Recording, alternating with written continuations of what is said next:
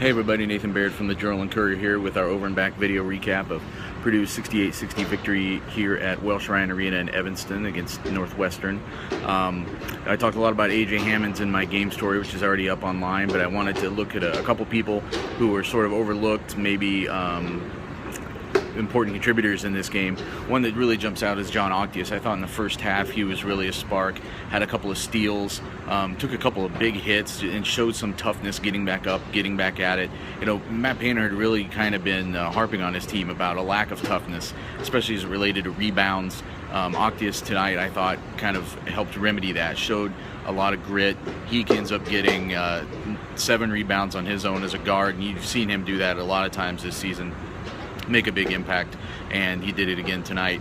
And you know, Vince Edwards, I know people he's been struggling a little bit. I don't know if struggling is the right word, but hasn't been making a big impact offensively now for a few weeks. But today he collects 7 points, 5 rebounds, 4 assists, a couple steals. He's really growing into just sort of have a really important, solid baseline for this team of what they can expect him to contribute on a night in, night out basis. And he's going to be growing from there. I think that we've got the potential to see some bigger games from him. He had a big 3-pointer in this game, one of only 2 that Purdue hit, actually. Still something that they're sort of struggling from, not being able to lock in and hit consistently out there. But those shots, I think, as they've said, will eventually fall.